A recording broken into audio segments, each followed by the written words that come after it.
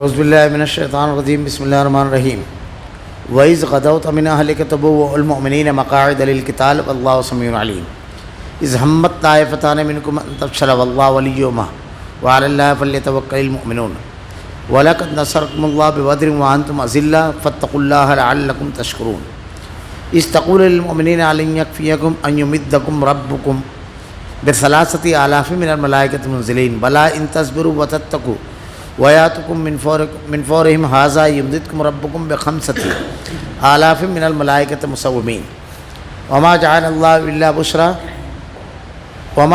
اللَّهُ إِلَّا بُشْرَىٰ وَلِتَطْمَئِنَّ قُلُوبُكُم بِهِ وَمَا النَّصْرُ إِلَّا مِنْ عِندِ اللَّهِ الْعَزِيزِ الْحَكِيمِ لِيَقْطَعَ طَرَفًا مِّنَ الَّذِينَ كَفَرُوا أَوْ يَكْبِتَهُمْ فَيَنقَلِبُوا خَائِبِينَ لَيْسَ لَكَ مِنَ الْأَمْرِ شَيْءٌ أَن يَتُوبَ عَلَيْهِمْ أَوْ يُعَذِّبَهُمْ فَإِنَّهُمْ ظَالِمُونَ وَلِلَّهِ مَا فِي السَّمَاوَاتِ وَمَا فِي الْأَرْضِ يَغْفِرُ لِمَن يَشَاءُ وَيُعَذِّبُ مَن يَشَاءُ وَاللَّهُ غَفُورٌ رَحِيمٌ۔ اے نبی اس وقت کو بھی یاد کرو جب صبح صبح آپ اپنے گھروں سے نکل کر مسلمانوں کو میدان جنگ میں لڑائی کے مورچوں پر باقاعدہ بٹھا رہے تھے۔ اللہ تعالیٰ سننے جاننے والا ہے۔ جب تمہاری دو جماعتیں پست ہمتی کا ارادہ کر چکی تھی، اللہ تعالیٰ ان کا ولی اور مددگار ہے اور اسی کی پاک ذات پر مومنوں کا بھروسہ رکھنا چاہیے۔ جنگ بدر میں اللہ تعالیٰ نے عین اس وقت تمہاری مدد فرمائی جب کہ تم نہایت گری ہوئی حالت میں تھے، اس لیے اللہ ہی سے ڈرو نہ کسی اور سے، تاکہ تمہیں شکر گزاری کی توفیق ہو اور یہ شکر گزاری باعث نصرت و امداد ہو۔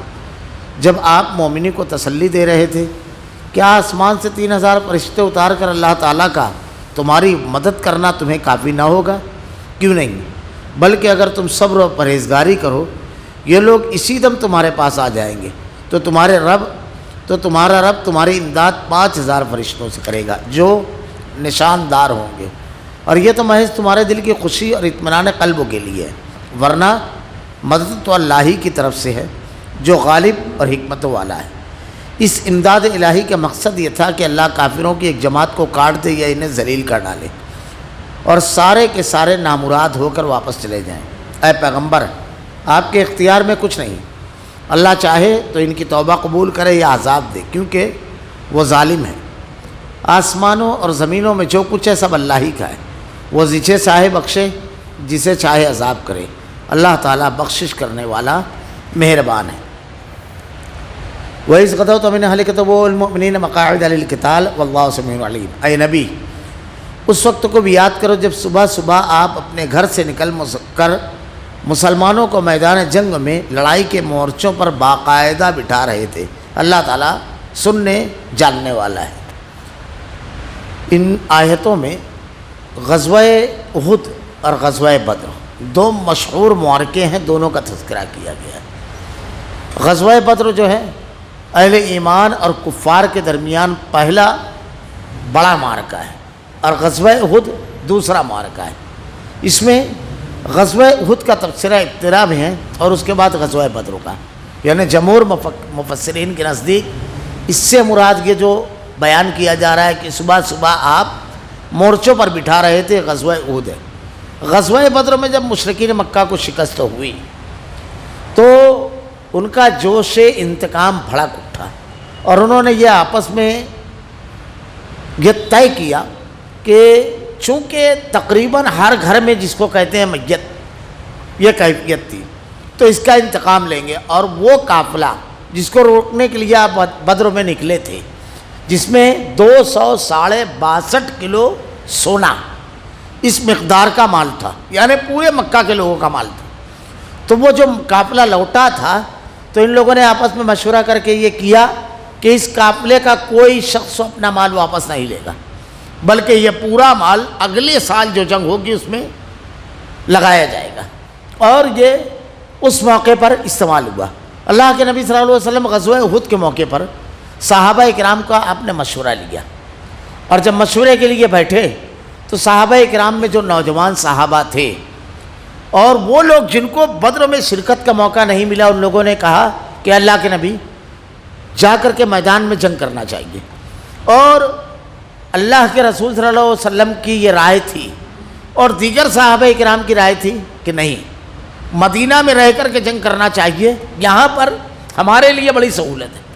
ایک تو یہ کہ مدینہ تک ان کو آنا ہے, اپنے مرکز سے دور ہو جائیں گے. دوسرا, اگر یہ شہر میں گھسنے کی غلطی کرتے ہیں تو ہر گھر ان کے لیے ایک مورچہ بنا دیں گے, ہر گھر ان کے لیے ایک محاذ بنا دیں گے. ہم ہر گھر سے ہم ان سے جنگ کریں گے.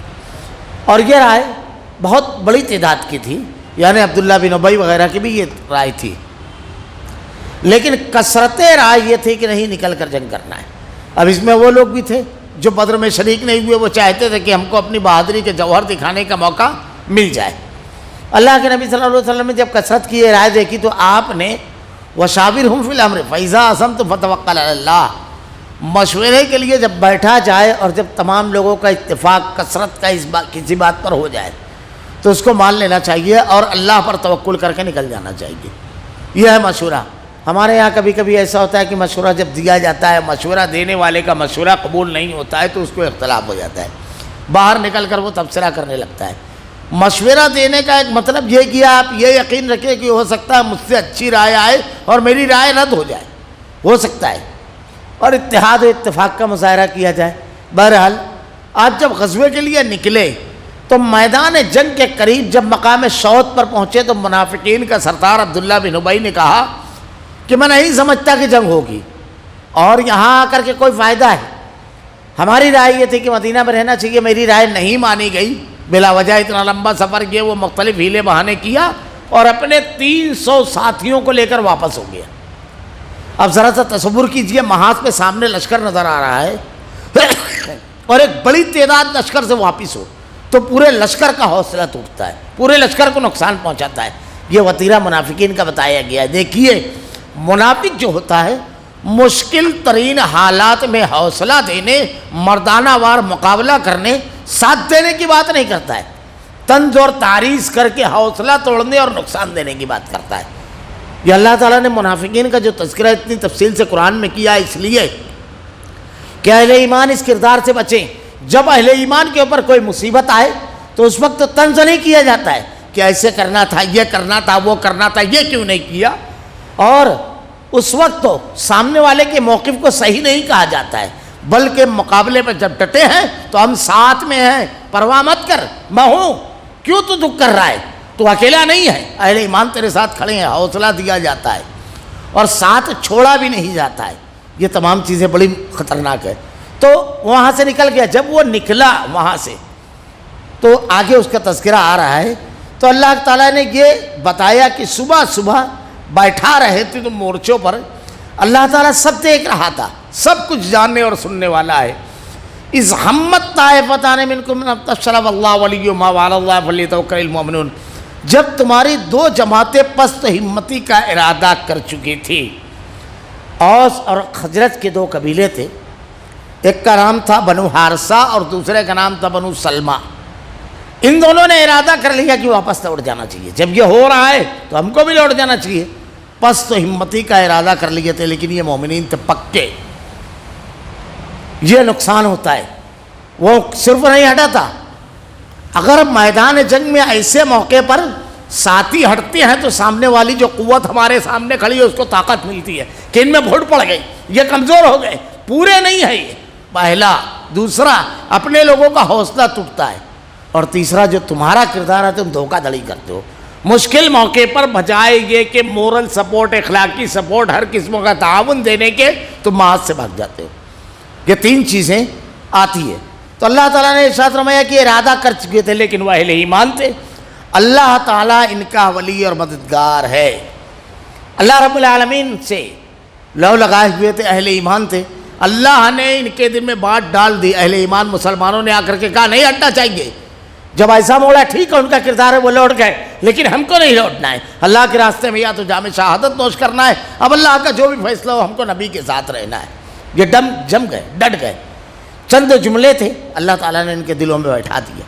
کوششیں کی مسلمانوں نے, اور اس کے بعد اسی کی پاک ذات پر مومنی کو بھروسہ رکھنا چاہیے. اہل ایمان کو یہ نہیں دیکھنا چاہیے کون کون محاذ سے بھاگ رہا ہے, اس کو یہ دیکھنا چاہیے میرا جو کردار ہے محاذ پہ ڈٹے رہنے کا, میرے اوپر جو فریضہ ہے میں اس کی ادائیگی کر رہا ہوں یا نہیں. اللہ کے اوپر بھروسہ کرنا چاہیے، اللہ پہ توکل کرنا چاہیے۔ اللہ رب العالمین مدد فرمائے گا۔ اہل ایمان کا آخری بھروسہ اللہ کے اوپر رہنا چاہیے، حالات پہ نہیں، توکل اللہ کے اوپر کرنا چاہیے۔ وَلَقَدْ نَصَرَكُمُ اللَّهُ بِبَدْرٍ وَأَنْتُمْ أَذِلَّةٌ فَاتَّقُوا اللَّهَ لَعَلَّكُمْ تَشْكُرُونَ۔ جب بدر میں، جنگ بدر میں اللہ تعالیٰ نے عین ایسے وقت، اس وقت تمہاری مدد فرمائی جب تم نہایت گری ہوئی حالت میں تھے۔ غزوہ بدر جو ہے یہ اصل میں اللہ کے نبی صلی اللہ علیہ وسلم جب نکلے تو آپ کا ارادہ جنگ کا نہیں تھا۔ ہوا یہ کہ میں نے جو ابھی بتایا کہ مشرکین مکہ کا ایک قافلہ مال لے کر نکلا، اور یہ وہ مال تھا جو مسلمانوں کا لوٹا ہوا تھا، ان کے گھروں کا، ان کی دکانوں کا، یہ سب وہی مال تھا۔ یہ لے کر کے ابو سفیان نکلا، 40 لوگ صرف اس قافلے کو حفاظت پر مامور تھے۔ جب اللہ کے رسول کو معلوم پڑا تو آپ نکلے، لیکن قافلہ نکل گیا۔ واپسی کی جب آپ کو خبر ہوئی تو آپ نے لوگوں میں اعلان کیا کہ وہ قافلہ جو تمہارا مال لوٹا ہوا تھا وہ لوٹ رہا ہے، اگر ہم کو وہ قافلہ ہاتھ لگ گیا تو ان کی معیشت ٹوٹ جائے گی، ہمارا مال واپس آ جائے گا، چلو جسے چلنا ہو چلے۔ جنگ کا باقاعدہ اعلان نہیں تھا، غزوے کا اعلان نہیں تھا، ایک قافلہ روکنا تھا۔ کچھ لوگوں نے شرکت کی، کچھ لوگوں نے نہیں کی، کہ قافلے کا معاملہ ہے، عام جو سرائے تھے اس کے مطابق ہے۔ لیکن اللہ کے نبی صلی اللہ علیہ وسلم جب نکلے، مشرکین مکہ کا جو قافلہ تھا اس کے سالار ابو سفیان جو بعد میں ایمان لے آئے، بہت ذہین آدمی تھے، بہت، یہ بھی اپنے لوگوں کو خبر دینے کے لیے آگے رکھے تھے۔ ہوا یہ کہ ایک مقام پر ان لوگوں نے جب لوگوں کو خبر دینے کے لیے آگے لگا تو خود اس نے راستہ کاٹا اور ایک مقام پر پہنچا۔ وہاں جب گیا تو وہاں جا کر کے ایک شخص سے پوچھا کہ کوئی نئی چیز نظر آئی؟ کہا ہاں، 2 لوگ ابھی یہاں اونٹ بیٹھائے، یہ وہ لوگ تھے جن کو اللہ کے نبی صلی اللہ علیہ وسلم نے خبر لینے کے لیے بھیجا تھا قافلے کی۔ کہا ان لوگوں نے ابھی یہاں پر اپنے مشکیزوں میں پانی بھرا، اونٹ کو پانی پلایا اور یہاں سے ابھی نکلے ہیں۔ ابو سفیان فوراً گھوڑے سے اترے، بڑے ذہین آدمی تھے، ہاتھ میں لکڑی تھی، اس سے اونٹ کی مینگنی توڑی، جھٹکے سے کھڑے ہوئے اور کہا فوراً سوار ہو جاؤ، کیونکہ یہ مدینہ کے اونٹ ہے۔ اس کی مینگنی جو ہے اس میں اصل میں کھجور کی گٹھلی تھی، اور مدینہ کے لوگ اپنے کھجور کو جو چارہ کھلاتے تھے تو کھجور کی گٹھلی کوٹ کر کے وہ کھلایا کرتے تھے۔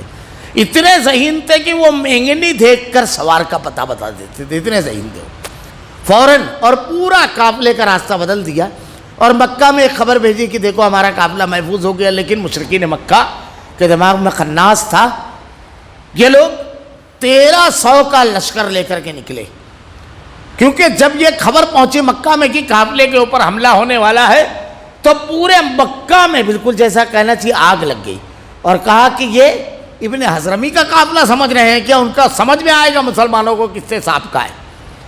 سارے مکہ کے لوگ جنگ کے لیے نکلے سوائے ابو لہب کے، اس نے اپنی طرف سے ایک مقروض کو بھیجا تھا، ہر شخص 1300 لوگ یہ نکلے، ذرا دور گئے، ان کو احساس ہوا کہ ہمارا معاملہ تو قبیلہ بنو بکر سے بگڑا ہوا ہے، کہیں یہ پیچھے سے حملہ نہ کر دے، وہ رک گئے۔ جب یہ رکے تو ابلیس بنو کنانہ کی طرف سے ذمہ داری لی اور اس نے انسانی شکل میں ان لوگوں کے درمیان تو وہ کہتا ہے کہ دیکھو میں ذمہ داری لیتا ہوں کہ تمہارے ساتھ کوئی معاملہ نہیں ہوگا۔ یہ مطمئن ہو کر کے آگے بڑھے۔ جب یہ لوگ آگے بڑھے اور میدان بدر میں پہنچے تو 9 لوگوں کے ذمہ داری رزدوں کی تھی اور تمام تقریباً قبائل مکہ کے سرداران موجود تھے۔ راستے میں یہ عبداللہ بن حکیم جو تھے، انہوں نے اپنے قبیلے کے لوگوں کے بارے میں کہا کہ ہمارا ارادہ جنگ کا نہیں تھا، قافلہ بچانے کا تھا، اس لیے یہ 300 لوگوں کو لے کر الگ ہو گئے۔ بعد میں اللہ نے ان کو ہدایت دی اور یہ زبردست مسلمان تھے، بلکہ اگر کوئی بڑی بات ہوتی ہے اور ان کو قسم کھانا رہتی تھی تو کہتے تھے اس رب کی قسم ان کی بڑی عزت تھی۔ نہیں، وہ دوسرا واقعہ ہے۔ خیر بہرحال یہ پورا لشکر وہاں پہنچا۔ جب وہاں پہنچا تو ان لوگوں نے وہاں پڑاؤ ڈالا۔ پڑاؤ جب ڈالا تو اسی میں سے ایک شخص نے آ کر کے عتبہ سے کہا، یہ حضرت حذیفہ رضی اللہ تعالیٰ عنہ کے والد تھے، سردار مکہ اور بڑے سمجھدار۔ اللہ کے نبی نے غزوہ بدر میں کہا تھا اگر سمجھداری کسی میں ہے تو وہ سرخ اونٹ والا جو ہے اس کے اندر ہے۔ بہت دولت مند تھے اور بہت سمجھدار اور ذہین آدمی تھے۔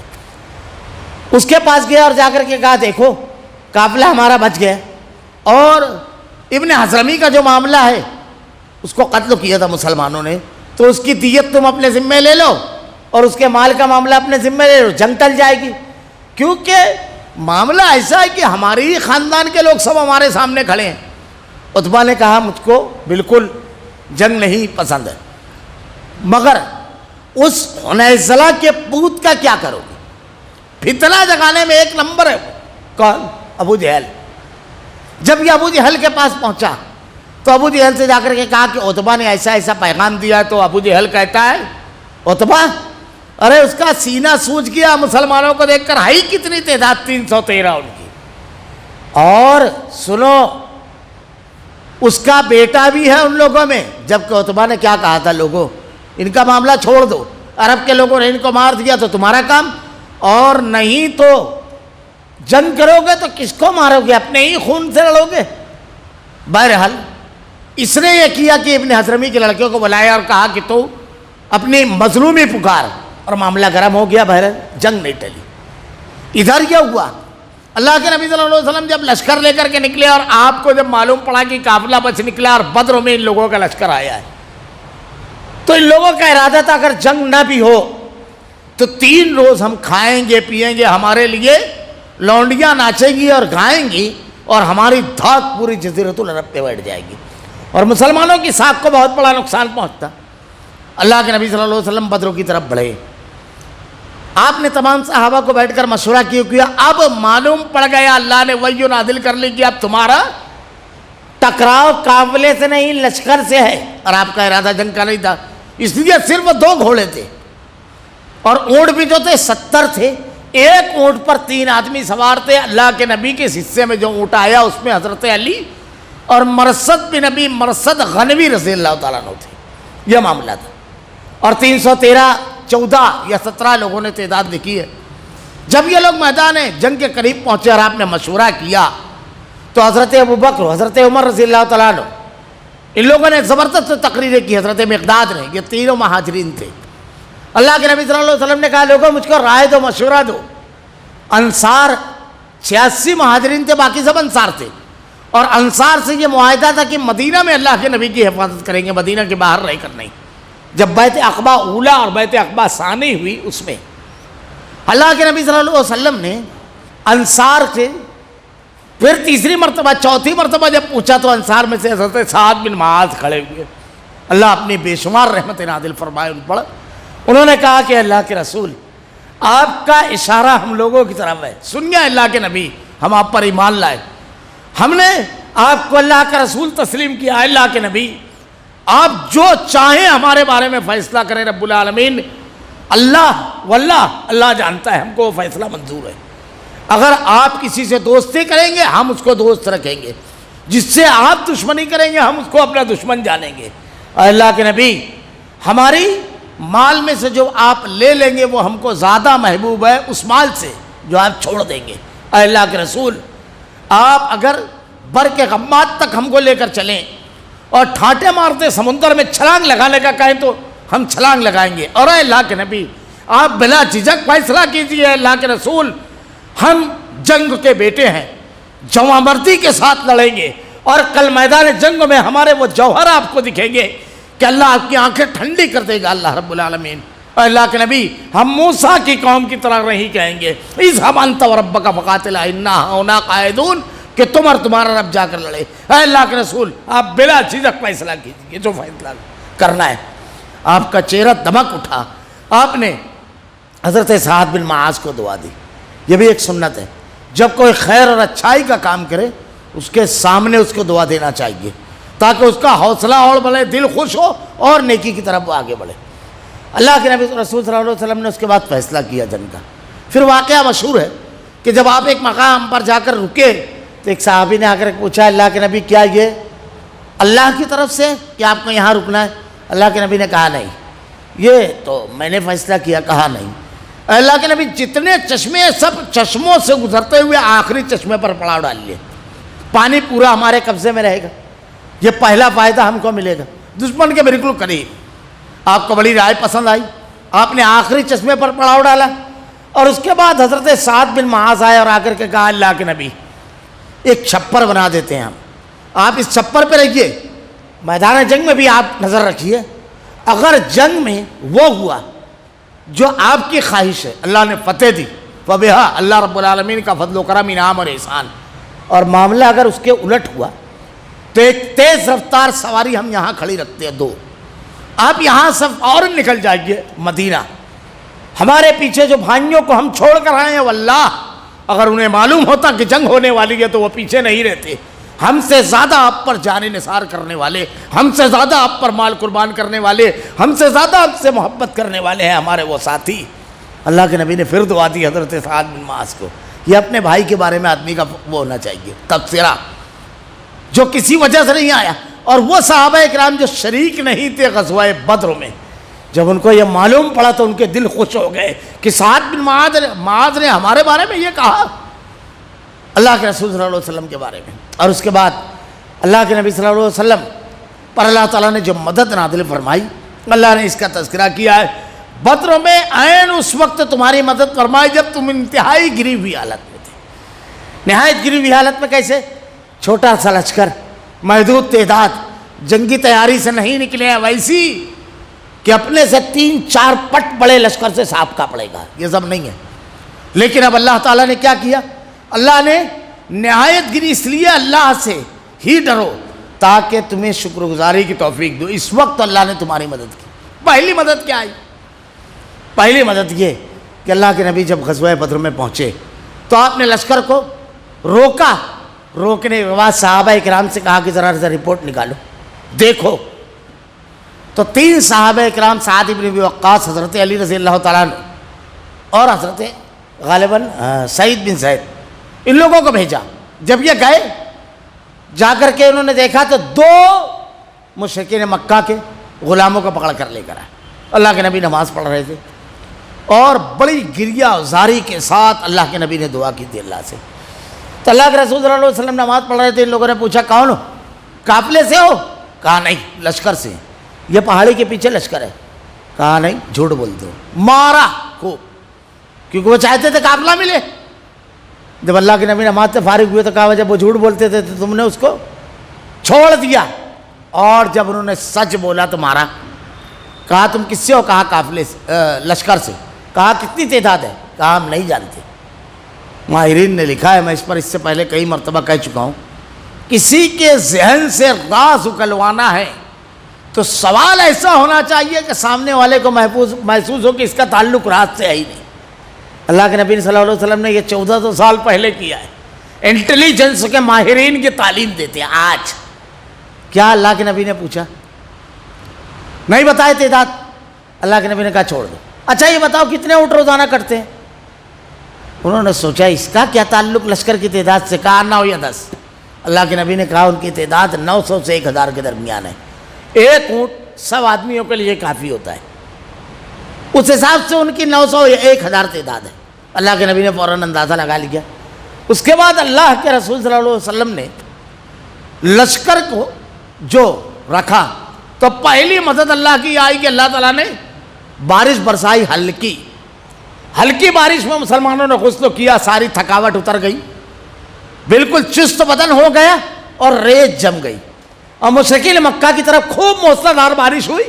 زمینی علاقہ مٹی کا علاقہ تھا، چلنا دوبار ہو گیا۔ یہ اللہ کی پہلی مدد تھی۔ اللہ کسی کا محتاج نہیں ہے، موسموں کو حکم دیتا ہے وہ۔ اللہ تعالیٰ کے بے شمار لشکری ہیں، تم اللہ پر توکل تو کرو، اللہ رب العالمین ایسی جگہ سے تمہاری مدد فرمائے گا تم تصور نہیں کر سکتے۔ اب اللہ کے نبی غزوہ بدر میں اللہ سے دعا کر رہے ہیں کہ اللہ یہ میری کل لمحہ پہنچی ہے، اے اللہ اگر یہ ختم ہو گئے تو پھر قیامت تک کوئی تیرا نام لینے والا نہیں ہے گا۔ انتہائی گریہ وزاری سے بلند آواز میں صحابہ سن رہے ہیں۔ ابو بکر صدیق رضی اللہ تعالیٰ عنہ آپ کے اوپر سے چادر ڈھلک گئی، چادر اٹھا کر رکھتے اور کہتے ہیں اللہ کے نبی بس کیجیے، اللہ کے رسول ہم مسکراتے ہوئے جانیں قربان کریں گے، اللہ کی قسم اے اللہ کے رسول ہم پیچھے نہیں ہٹیں گے۔ اللہ کے نبی جب ہمارے اوپر یہ تمام بوجھ آ گیا ہے قیامت تک کا تو ہم اس کی ذمہ داری کو سمجھتے ہیں۔ اللہ کے نبی یہ ذمہ داری کا احساس دلا رہے تھے۔ ہدایت اللہ نے ان کاندھوں پر قیامت تک کے لیے رکھ دی ہے۔ اب ان کاندھوں کو اس بار کو اٹھانا ہے، اس کے لیے چاہے سر کٹ جائے اس کی پرواہ نہیں۔ یہ کتنی بڑی بات تھی۔ کبھی بھی قائد کو لوگوں کی اہمیت کا اندازہ دلانا، اہمیت کا اندازہ دلایا اللہ کے نبی نے ان کو، اپنی ذمہ داری کا اندازہ صحابہ اکرام کا اور ان کا ہوا، اور اس کے بعد اللہ کی طرف سے وحی نازل ہوئی کہ اللہ تعالیٰ 3000 فرشتوں کے ذریعے تمہاری مدد کرے گا، پھر 5000 کی تعداد اللہ نے بیان فرمائی۔ یہ تسلی تھی۔ اللہ کے نبی صلی اللہ علیہ وسلم خوشی خوشی باہر آئے اور لوگوں سے پوچھا کون کون ہے؟ سرداران مکہ کے نام گرانا شروع کیا، ابو البختری ہے، ابی بن خلف ہے، طعمہ ہے، ابو جہل ہے، عتبہ ہے، شیبہ ہے، ولید ہے، سب ہیں۔ اللہ کے نبی صلی اللہ علیہ وسلم نے کہا مکہ نے اپنے جگر کے ٹکڑوں کو تمہارے سامنے لا کر پہ رکھ دیا، سب کے قتل کی خبر دی اور مقامات بتائے۔ اللہ کے نبی کی سچے نبی ہونے کی دلیلوں میں سے بہت سارے میں سے ایک یہ ہے کہ ایک دن پہلے بتایا تھا اور جس جگہ جس کے بارے میں بتایا وہی اس کا لاشا ملا۔ خیر، اللہ کے نبی صلی اللہ علیہ وسلم نے ادھر تیاری کی، دوسرے روز اللہ نے کیسی مدد کی؟ دوسری مدد۔ مشرکین مکہ اپنی طرف سے پہلے ایک آدمی کو بھیجے، ذرا خبر لے کر آ، بڑا ذہین آدمی تھا، آیا، پورے لشکر کے گرد جائزہ لیا، 300 سے کچھ اوپر اس نے اندازہ لگا لیا، واپس جا کر کہتا ہے 300 یا اس سے کچھ اوپر ہے، لیکن ذرا ٹھہرو، میں ایک راؤنڈ لمبا لگا کر آتا ہوں، کہیں کسی ٹیلے یا پہاڑی کی آڑ میں ان کا کوئی لشکر تو نہیں چھپا ہوا ہے۔ جب وہ اندازہ لگا کر آیا تو جملہ اس کا کیا تھا، ذہانت دیکھیے، وہ کہتا ہے لوگوں یہ تو صرف 300 ہے یا کچھ زیادہ، لیکن ان کے واحد سہارا ہے تلوار، اور ان میں کوئی شخص ایسا نہیں ہے جو تم میں سے ایک آدمی کو مارے بغیر نہیں مرے گا، یاد رکھو، کیونکہ ان کے سروں پر میں نے موت کو دیکھا ہے، موت کو، خوف سے بے پرواہ ہے وہ، اور تمہارے اچھے لوگوں کو اگر مار لیا تو جینے کا مزہ کیا۔ لیکن ابو جہل کے دماغ میں یہ بات نہیں آئی، کیونکہ اس نے ان جوان مردوں کو دیکھا تھا جو موت کی آنکھوں میں آنکھیں ڈال کر گفتگو کرنے کے لیے بےتاب تھے، ان کو دیکھا تھا، اور کیسے تھے۔ یہاں پر ایک واقعہ پیچھے جو آیت گزری اس سے بھی جڑ جائیے آپ، کون لوگ تھے؟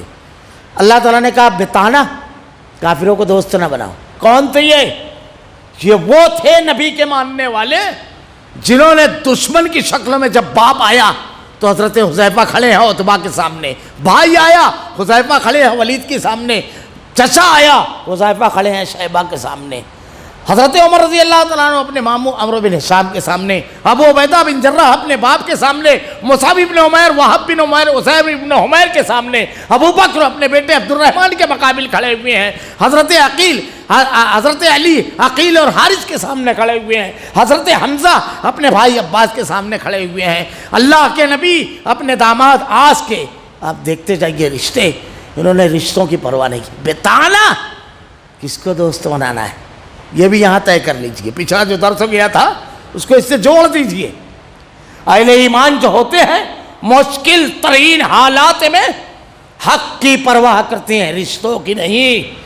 بتانا اس لیے وہ ہے دوست، وہ ہے خیر خواہ ہے، وہ بھاگتے نہیں ہیں مفاد دیکھ کر کے، یاد رکھیے۔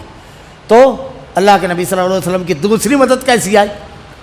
ان کو دو واقعہ ہوا۔ پہلا تو یہ کہ لشکر بہت زیادہ دکھائی دیا تو خوف پیدا ہو گیا مشرکین مکہ میں، اور اللہ تعالیٰ نے صحابہ کو لشکر بہت کم دکھایا، یعنی چھوٹا لشکر، تو ان کے دلوں سے خوف نکل گیا، ارے یہ تھوڑے سی ہیں، مار لیں گے ذرا دیر میں۔ یہ اللہ نے پہلا، دوسری مدد، پہلی موسم کی، دوسری جذبات کی۔ اب اس کی وجہ سے خوف ان کے دل میں پیدا ہو گیا مشرکین مکہ کے، اللہ نے خوف ڈال دیا۔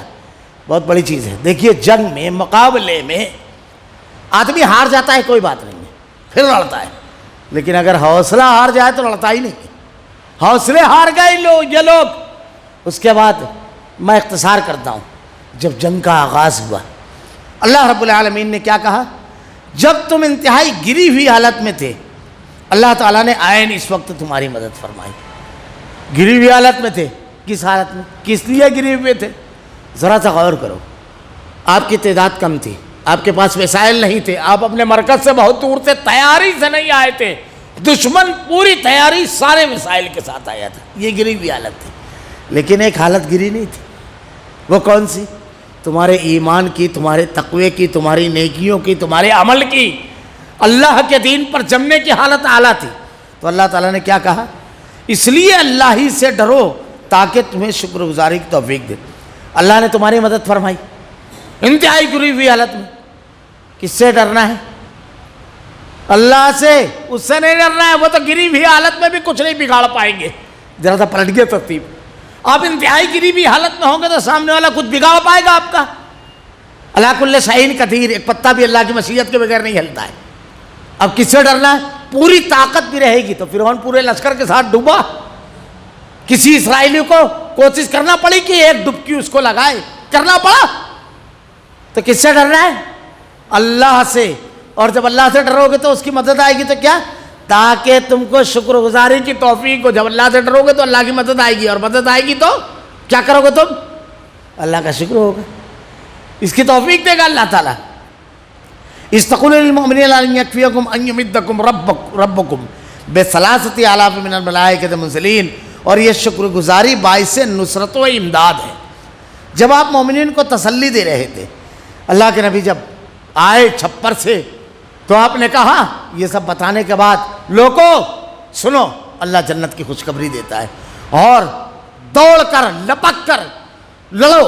آپ خود تلوار لے کر کے میدان جنگ میں انتہائی تیزی کے ساتھ اچھلتے ہوئے آگے بڑھ رہے تھے۔ صحابہ نے جب یہ منظر دیکھا کہ اللہ کے رسول بہت تیزی کے ساتھ دشمن کی طرف لپک رہے ہیں تو بے چین ہو گئے، بالکل تلواریں نکلی، اور اس کے بعد صحابہ نے وہ بہادری کے جوہر دکھائے۔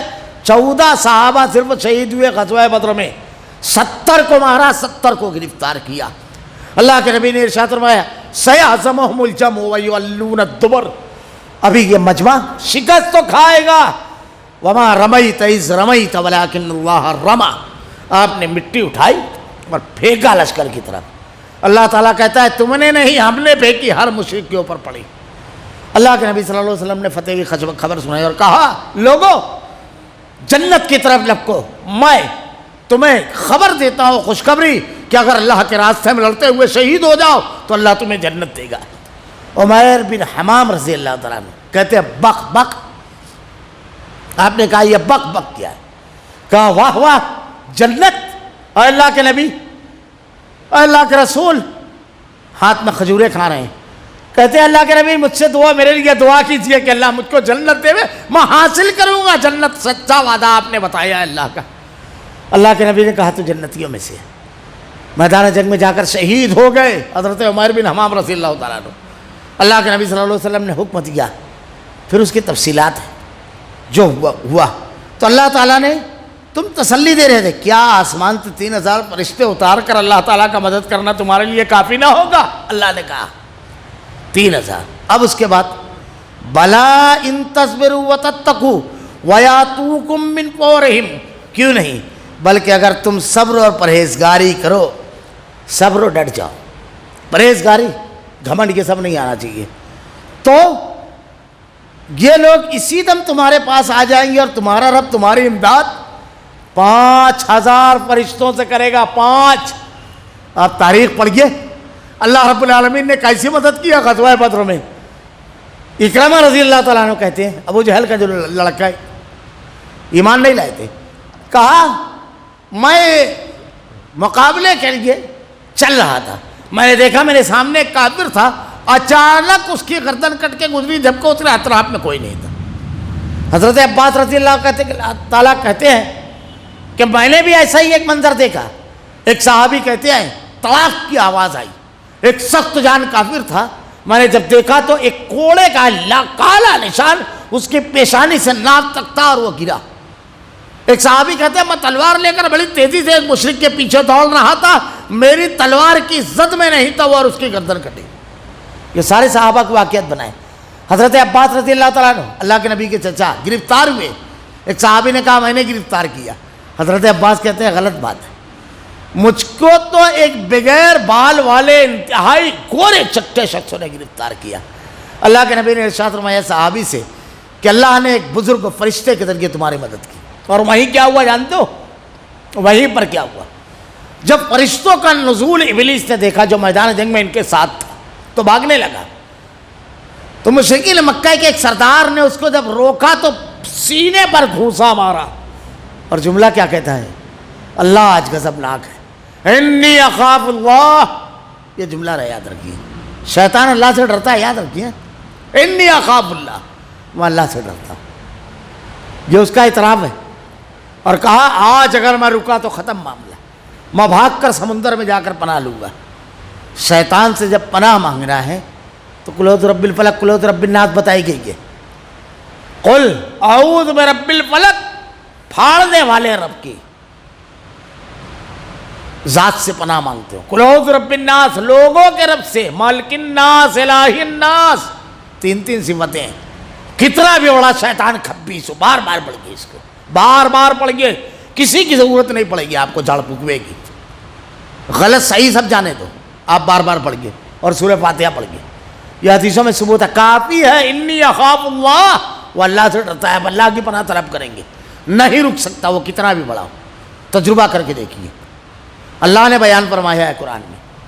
ہمارے یہاں لوگ عقیدہ اور دین سب دے دیتے ہیں، خیر وہ ذرا لمبی بحث دوسری طرف چلی جائے گی۔ بھاگا وہ نکل کر کے، اور ادھر ابو جہل بڑے تراک میں تھا، اپنے فوجیوں کے بیچ کہتا ہے کہ دیکھو کسی کو مارنا مت، صرف گرفتار کرنا، بس رسیوں میں جھکڑ کر لے چلیں گے، خوب سزا دیں گے۔ 2 بچوں نے مارا تھا اس کو، اس کی ایک الگ تفصیل ہے۔ اللہ تعالیٰ نے بیان فرمایا کہ صبر اور پرہیزگاری یہ 2 ہتھیار ہیں، مدد اللہ بڑھاتا چلا جائے گا۔ تمہارے سامنے جو لشکر آئے گا اس کی کوئی حیثیت و اوقات نہیں ہے، تمہارے پاس کون سا لشکر ہونا چاہیے یہ اہم ہے، تمہارے پاس کون سا ہتھیار ہونا چاہیے یہ اہم ہے۔ تم اپنے بارے میں سوچو، پھر اس کے بعد سارا فیصلہ اللہ کا۔ دیکھیے آگے پوری بات ہے، وَمَا جَعَلَهُ اللَّهُ إِلَّا بُشْرَىٰ لَكُمْ وَلِتَطْمَئِنَّ قُلُوبُكُمْ بِهِ وَمَا النَّصْرُ إِلَّا مِنْ عِندِ اللَّهِ الْعَزِيزِ الْحَكِيمِ، اور یہ تو محض تمہارے دل کی خوشی اور اطمینان قلب کے لیے ہے کہ فرشتے آ رہے ہیں، ہماری تعداد بڑھ جائے گی، ورنہ مدد تو اللہ ہی کی طرف سے جو غالب اور حکمت والا ہے۔ ذرا سا اس میں غور کیجئے، جملے میں عقیدہ کتنا صاف کیا، مدد اللہ ہی کی ہے، وہ غالب اور حکمت والا ہے، یہ فرشتے تو ذریعہ بنے ہوئے ہیں، تو تم کس سے مانگو؟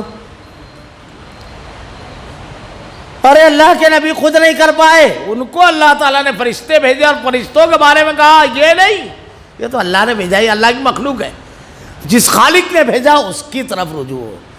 ہمارے یہاں کسی مخلوق کے اندر کوئی کرامت دیکھ کر لوگ عقیدہ تباہ کر لیتے ہیں، بلکہ ایسے بھی جاہل ہیں جو یا اللہ پکارنے کی بجائے کیا کہتے ہیں؟ استغفر اللہ۔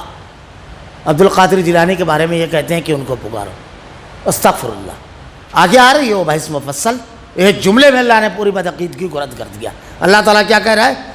ورنہ مدد تو اللہ ہی کی طرف سے جو غالب اور حکمتوں والا ہے۔ غالب کون ہے؟ اللہ۔ حکمتوں والا کون ہے؟ اللہ۔ تم نہیں غالب ہو، اللہ نے رسول کو غالب کرنے کے لیے موسم بھیجے، فرشتے بھیجے، دلوں میں خوف اور ادھر دلوں میں قوت دی، صحابہ کو حوصلہ شجاعت دی۔ اللہ رب العالمین تمام لشکروں پر غالب ہے۔ صحابہ کرام سادات اولیاء تھے، اللہ کے نبی، ان کو بھی مدد کی ضرورت پڑی، انبیاء کرام کو بھی۔ ہم کو بھی جب مدد کی ضرورت ہے تو کس سے مانے؟ صرف اللہ سے مانگے بس۔ لِيَقْطَعَ طَرَفًا مِنَ الَّذِينَ كَفَرُوا وَيَكْبِتَهُمْ فَيَنْقَلِبُوا خَائِبِينَ۔ اس امداد الہی کا مقصد یہ تھا کہ اللہ تعالیٰ کافروں کی ایک جماعت کو کاٹ دے، یعنی انہیں ذلیل کر ڈالے اور سارے نامراد ہو کر واپس چلے جائیں۔ مقصد یہاں اللہ نے بیان فرمایا۔ بہت غرہ تھا، 13 سال زندگی انتہائی اذیتناک تمہاری کی تھی، اللہ تعالیٰ کاٹ کر رکھ دیا ان کو۔ یہ اللہ تھا، ورنہ کوئی مقابلہ نہیں تھا، اللہ کی مدد تھی، اللہ رب العالمین کا فیصلہ تھا۔ تو جو بہت دندراتے پھر رہے ہیں، آگے بحث آئے گی سورہ انفال میں، جب یہ لشکر لے کر نکلے تو ہتھیاروں کی نمائش کر رہے تھے، نعرے لگا رہے تھے، کون ٹکرائے گا ہماری حکومت، ہمارا دور، ہمارا لشکر۔ آج دندراتے پھرتے ہیں نا لوگ، خوف نہیں کھانا چاہیے، بڑی شان و شوقت بتا رہے تھے۔ اللہ نے کیا کہا؟ کاٹ دے گا، صبر اور تقوی اگر اختیار کریں گے تو توڑ دے گا، ان کی شوقت کو ختم کر دے گا، بعض قوتوں کو کھڑا کر دے گا ان کے سامنے اللہ تعالیٰ، بعض لوگوں کے لیے اللہ تعالیٰ کھڑا کر دیتا ہے۔ یہ سب ہوگا، لیکن کب؟ جب اللہ کی مدد آنے کے اسباب ہمارے پاس رہیں گے، اس وقت تو لیس لک من الامر شیء ویتوب علیہم ویعذبہم فانہم ظالمون۔ اے پیغمبر، آپ کو کوئی اختیار نہیں، اللہ تعالیٰ چاہے تو ان کی توبہ قبول کرے۔ غزوہ احد میں اللہ کے نبی کے دندان مبارک شہید ہوئے تو آپ نے کہا اے اللہ یہ قوم کیسے فلاح پائے گی جس نے اپنے نبی کو زخمی کیا؟ آپ نے کچھ جملے کہے، اللہ رب العالمین نے کہا آپ کو اختیار نہیں ہے، آپ کو اختیار نہیں ہے، یہ ہرگز کامیاب نہیں ہوں گے نا۔ اکثر لوگوں کو اللہ نے ہدایت دی۔ اختیار کس کو ہے؟ لیس لک من الامر شیء۔ اللہ تعالیٰ کہتا ہے اے پیغمبر آپ کو کچھ اختیار نہیں۔ کہاں ہے وہ لوگ جو مختار کل کا عقیدہ بناتے ہیں؟ ہر چیز کا کہاں سے لائیے آپ؟ رب تو کہہ رہا ہے اپنے کلام میں، اے نبی، کس کو؟ کائنات کے امام کو، اپنے سب سے برگزیدہ اور محبوب بندے کو، دین کے لیے کسی چیز کی پرواہ نہ کرنے والی ذات اقدس کو، ہر وقت سجداریز اور اس کی تسبیح بیان کرنے والی ذات اقدس کو، اس کو کہہ رہا ہے یہ جو اس کے اوپر ایمان نہ لائے تو مومن ہی نہ ہو، جو اس کے غلاموں کی پیروں کی دھول کے برابر نہیں ہے۔ صحابہ کرام کو با اختیار آپ بتاتے ہو؟ اللہ تعالیٰ نے یہاں سمجھایا ہے بندگی اور اختیار صرف اللہ کا، بندگی صرف اللہ کی اور اختیار صرف اللہ کا۔ اللہ کے بندوں کی غلامی میں نہیں جانا ہے، اللہ کی غلامی میں جانا ہے۔ اللہ کو سب کچھ ماننا ہے، بندوں کو نہیں۔ نبی آئے ہیں ہدایت لے کر، ان کے ذریعے، ان کو نہیں۔ لیس لک من الامر شیء، آپ کو کوئی اختیار نہیں۔ صاف کر دیا عقیدہ۔ اب اس سے کم ذات کے بارے میں یہ سب عقیدہ مت بنانا۔ اگر رہے گا تو جاہل ہوگا، قرآن سے ناواقف، حدیث سے ناواقف، شریعت سے ناواقف شخص رہے گا اگر ایسا عقیدہ بناتا ہے تو۔ اللہ نے یہ عقیدہ ہم کو دیا ہے، لیس لک من الامر شیء۔ اے پیغمبر آپ کو کچھ اختیار نہیں۔ اللہ چاہے تو ان کی توبہ قبول کرے۔ اب ذرا سا غور کیجیے، ان کی توبہ اگر اللہ چاہے گا تو قبول کرے گا، معاف کر دے گا۔ آپ کو اختیار نہیں ہے کسی کو بھی جنت میں بھیج دو، کسی کو بھی جہنم میں بھیج دو، یہ اختیار آپ کا نہیں ہے۔ کسی کی بھی توبہ قبول کر لے گا۔ ہمارے یہاں تو دھوبی اگر ہو گیا عبد القادر جیلانی کا تو چل عمل کر نہ کر۔ کل ابھی درس ہوا سورہ توبہ کا، اللہ تعالیٰ نے اس میں کہا ہے یہ منافقین اگر آپ کے پاس آ کر کے گزارش کرتے ہیں، معافی مانگتے ہیں، آپ راضی بھی ہو جائیں ان سے، اللہ راضی نہیں ہوگا۔ یعنی نبی کی رضامندی پر بھی جنت نہیں ہے۔ کب ہے؟ نیکی پر، عمل پر جنت ہے، اللہ کی رضا پر جنت ہے۔ اب یہاں تو ولی کے دھوبی ہونے پر جنت کہاں سے لائے؟ کھلواڑ بنایا ہے دین کو اور عقیدے کو۔ اللہ کے نبی عبادت کی، نیکی کی، اللہ کے سامنے جھکنے کی، اللہ کی رضا کو حاصل کرنے کی دعوت دے رہے ہیں، اور آپ شخصیت پرستی، رب پرستی، یہ سب شرکوں کی تعلیمات۔ اب بدعقیدگی، اللہ کے کلام اور اللہ کے نبی صلی اللہ علیہ وسلم کی احادیث کے خلاف منہج اور عقیدہ۔ کسی ایک صحابی کے بارے میں آپ کو یہ نہیں ملے گا کہ ان کا دھوبی، ان کا غلام، ان کا نوکر، ان کا بچہ جنتی، نہ، نہیں ملے گا آپ کو۔ وہاں تو نیکی کا معاملہ، عمل کا معاملہ ملے گا آپ کو، بلکہ وہاں تو تعلقات اسی بنیاد پر قائم رکھتے تھے، وہ نیکی کی بنیاد پر، رضا اور خوشنودی کی بنیاد پر۔ یا اللہ تعالیٰ ان کی توبہ قبول کرے یا عذاب دے، کیونکہ وہ ظالم ہے، یہ اللہ کا اختیار ہے۔ وَلِلَّهِ مَا فِي السَّمَاوَاتِ وَمَا فِي الْأَرْضِ، آسمانوں اور زمینوں میں جو کچھ ہے سب اللہ کا ہے، کسی کا کچھ نہیں ہے۔ تو کسی کے بارے میں مت کہو یہ وہ کرے گا، یہ وہ کرے گا، اس کا یہ سب بولنا چھوڑ دو، ختم، پوری بحث ختم کر دی یہاں پر اللہ تعالیٰ نے۔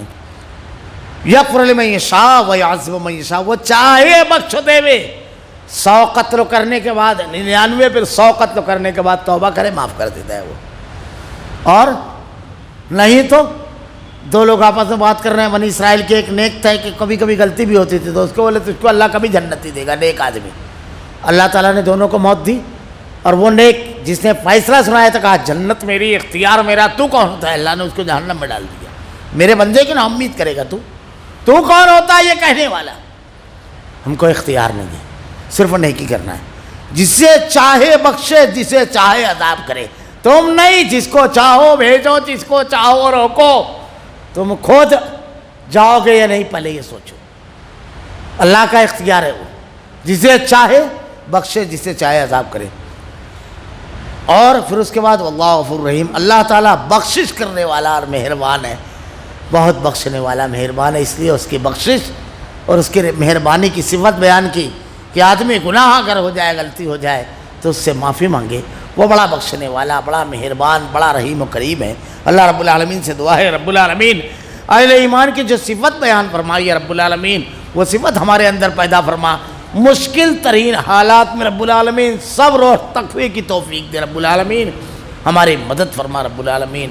الہ العالمین نیکی پر جم جانے، تیری رضا اور خوشنودی حاصل کرنے کے لیے ساری کوششیں کرنے والا بنا رب العالمین۔ الہ العالمین ہمارا خاتمہ ایمان پر فرما۔ ربنا لا تزغ قلوبنا بعد إذ هديتنا وهب لنا من لدنك رحمة إنك أنت الوهاب۔ سبحانك اللهم وبحمدك أشهد أن لا إله إلا أنت أستغفرك وأتوب إليك۔